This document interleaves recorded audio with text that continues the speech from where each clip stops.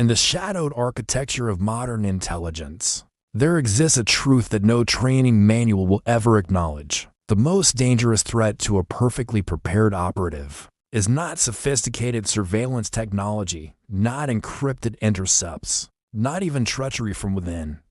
It is something far more insidious, far more inevitable. It is the small mistake, the human mistake, the kind that seems like nothing at all until the moment it becomes everything. Intelligence services across the world invest years into creating operatives who can vanish into civilian life, who can maintain false identities under scrutiny, who can walk through hostile territory as though they belong there. The training is exhaustive, every behavior is rehearsed, every reaction is calibrated, every detail of a cover story is memorized until it becomes indistinguishable from lived experience. The objective is not merely competence, but perfection, a seamless blending of deception and reality that leaves no room for doubt. And yet, the architects of these programs understand something that their operatives often do not. Perfection is not the standard by which spies succeed or fail. Consistency is. Human beings are creatures of habit. We develop patterns in how we move through space, how we respond to stress, how we manage the mundane rituals of daily existence. These patterns are largely invisible to us, encoded so deeply in our behavior that we no longer think about them. But to a trained observer, to a counterintelligence analyst studying surveillance footage or reviewing transaction records, or monitoring communication patterns, these habits form a signature. An operative can memorize every element of a false identity, can become fluent in a new language, can master the cultural nuances of a foreign environment. But beneath all of the carefully constructed artifice, the underlying behavioral signature remains. And when that signature deviates, even slightly, even once, it creates a thread that can be pulled. Counterintelligence does not hunt for drama. It does not wait for operatives to make grand errors or to crack under pressure in visible ways. Instead, it watches for the quiet inconsistencies, the routine that breaks, the purchase that does not align with established spending habits, the route that changes without explanation, the conversation that lasts 30 seconds longer than it should. These are not mistakes in the conventional sense. They are not lapses in judgment or failures of discipline. They are simply moments when the carefully maintained facade slips, when the operative forgets to be the person they are pretending to be, when instinct overrides instruction. An operative working under deep cover in a foreign capital might maintain flawless operational security for months. Every meeting is conducted with precision. Every communication follows protocol. The daily routine is consistent, unremarkable, designed to blend into the background noise of urban life. The operative believes the greatest danger lies in being caught in the act of espionage, in being observed during a dead drop or photographed at a clandestine meeting. But the real danger is quieter. It is the moment when, distracted by stress or fatigue or the accumulated weight of deception, the operative orders a specific type of coffee that does not exist in the cover story. It is the brief conversation in a language that the false identity should not speak. It is the reaction to a piece of news that the persona being portrayed should not care about. These moments pass in seconds. To anyone watching in real time, they appear insignificant. But intelligence work is not conducted in real time alone. It is conducted in retrospect, in analysis, in the careful examination of data collected over weeks and months. Surveillance systems do not need to catch an operative in the act. They simply need to record enough behavior to establish a baseline and then wait for the deviation. Once the deviation appears, it becomes a question. And questions, in the world of counterintelligence, are where investigations begin. The operative continues with the mission, unaware that attention has shifted. There is no dramatic confrontation, no sudden raid, no indication that anything has changed. The watchers do not reveal themselves. They simply watch more closely. They begin to correlate the anomaly with other data. They review past behavior for additional inconsistencies. They expand the surveillance perimeter. They wait. The process is methodical, invisible. designed to avoid alerting the target while evidence accumulates. The operative, meanwhile, maintains the routine, confident that operational discipline is held, that no significant errors have been made, that the mission remains secure. But somewhere in a secure facility, an analyst has flagged a report. A pattern has been identified.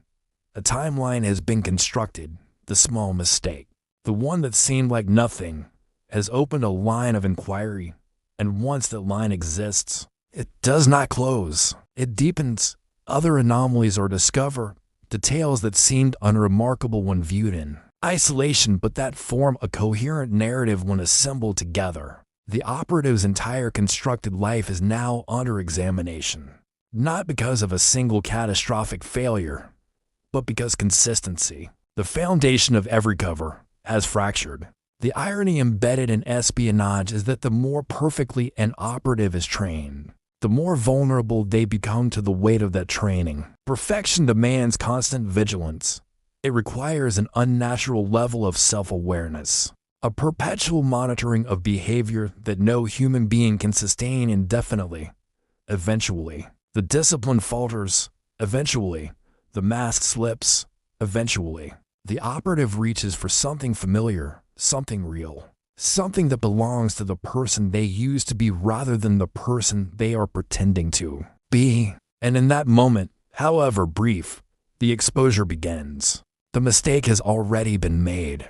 It has already been recorded. It has already been analyzed. The operative does not know this yet. The routine continues. The mission proceeds. But the silent machinery of counterintelligence has begun its work, and what started as a single, unremarkable deviation is now the first thread in the unraveling of everything. The transition from anomaly to investigation happens without announcement. There is no meeting where decisions are made in dramatic fashion, no moment when alarms sound or resources are mobilized in visible ways. Instead, the analyst who flagged the initial inconsistency submits a report. The report enters a system designed to evaluate risk and allocate attention. Priority levels are assigned based on context, location, and the nature of the deviation.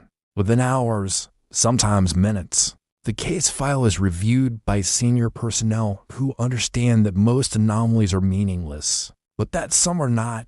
A determination is made. Additional resources are authorized, the surveillance perimeter expands, and the operative, moving through the city on what appears to be another ordinary day, has no indication that the invisible perimeter around their life has tightened. Counterintelligence operates on the principle that behavior reveals intent over time. A single mistake, in isolation, proves nothing.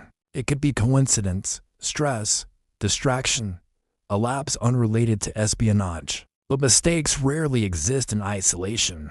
Human beings under sustained pressure make adjustments, and those adjustments create new patterns. The operative who made the initial error may not repeat that specific mistake, but the stress of maintaining a false identity does not dissipate. It accumulates, and as it accumulates, other deviations emerge. A different route is taken to avoid a location that now feels exposed, even though there is no rational reason for that feeling. A meeting is rescheduled because the operative senses something off, some instinctive warning that cannot be articulated. A conversation is cut short. A purchase is made that was not planned. Each of these actions seems justified in the moment, a reasonable response to the demands of operational life. But to the analysts reviewing surveillance data, they form a sequence, and sequences suggest causation.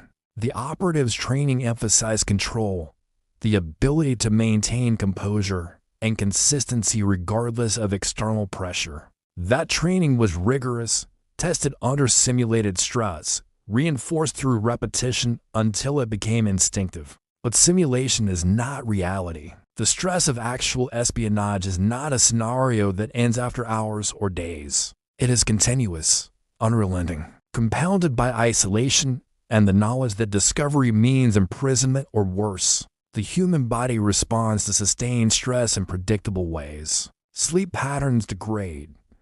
Decision-making becomes less sharp, the capacity to maintain perfect. Discipline erodes incrementally. in ways so gradual that the operative may not recognize the deterioration. What feels like operational discipline may already be compromised discipline.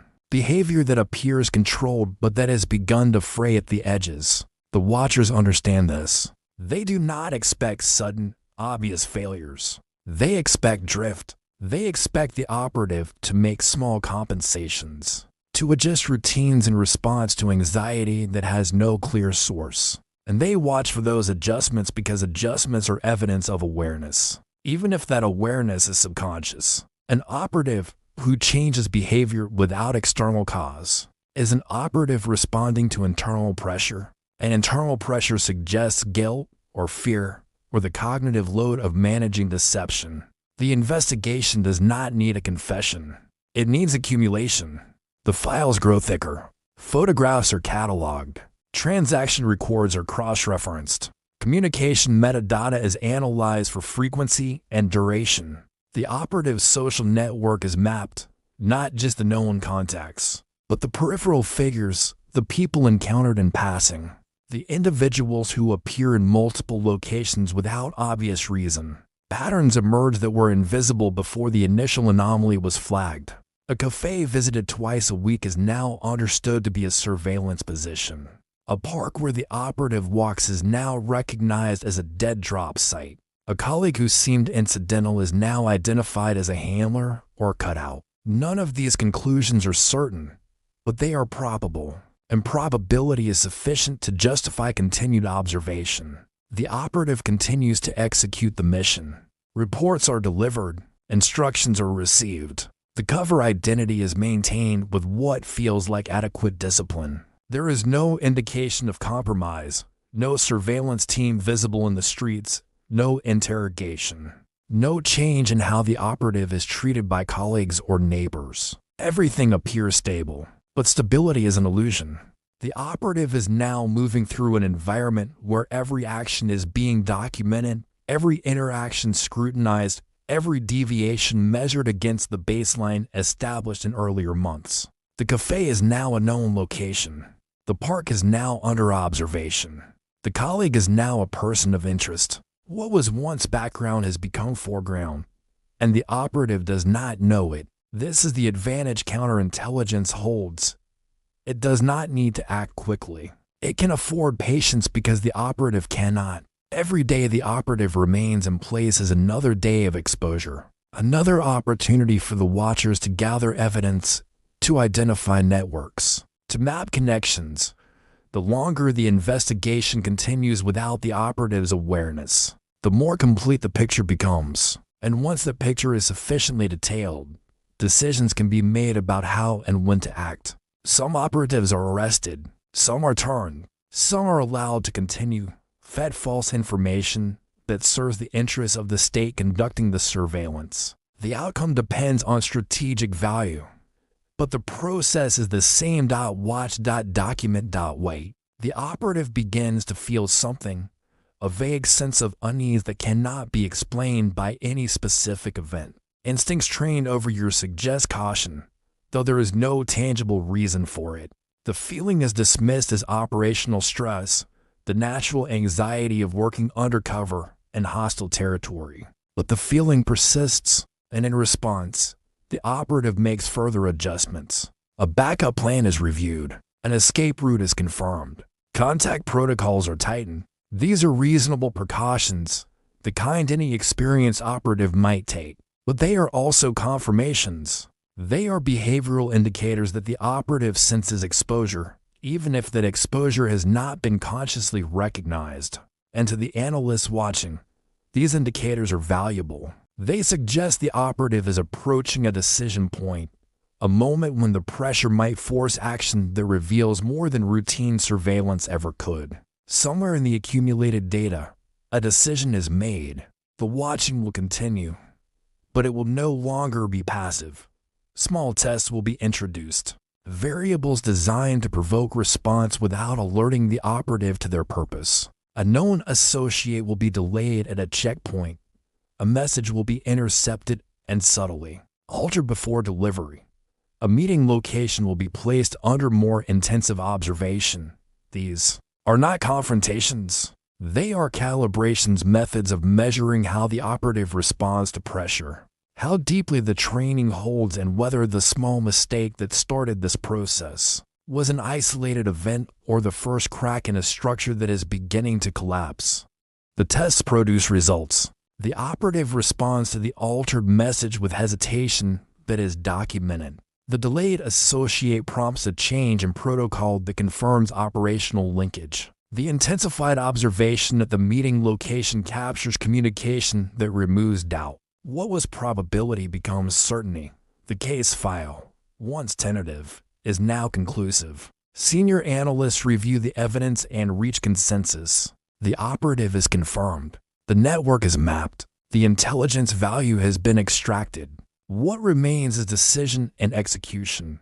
And those decisions are made in rooms the operative will never see, by people whose names the operative will never know. The end does not come with sirens or armed teams breaching doors in the middle of the night.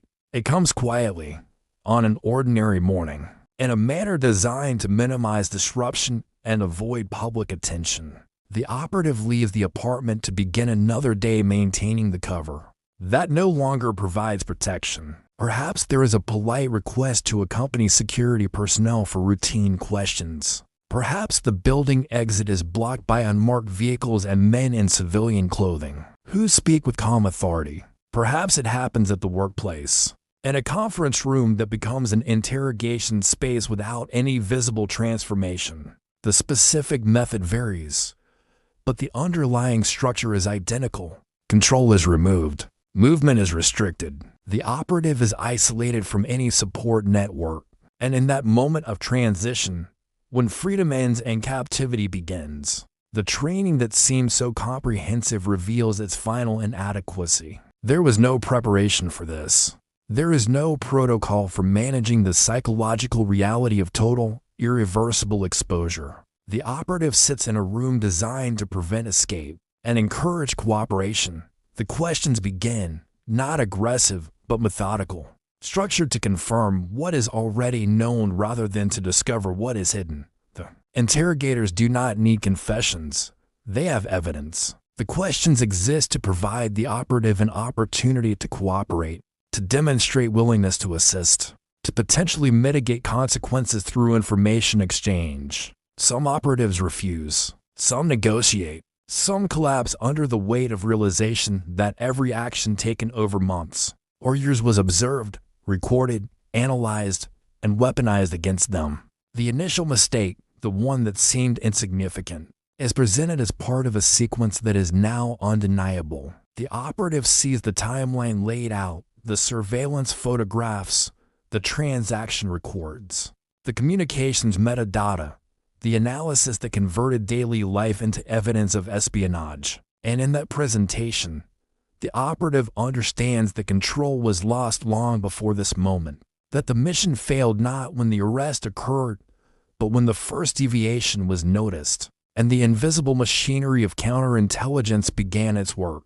The psychological aftermath is a kind of collapse that operational training does not address. For months or years, the operative lived with discipline, purpose, and the belief that skill and preparation could ensure success. Every routine was intentional. Every decision was calculated. Every risk was managed. But now, in retrospect, every action is reinterpreted as error. The cafe was not secure. The route was predictable. The contact was compromised. The training that felt comprehensive was inadequate. The mission that seemed viable was flawed from the beginning. This realization is not abstract. It is visceral. A destruction of the identity constructed through training and maintained through discipline. The operative is no longer an operative. The cover identity is no longer functional. What remains is a person facing consequences for actions that were once justified by purpose, but that are now simply crimes documented in exhaustive detail by a state with resources and patience sufficient to dismantle any individual.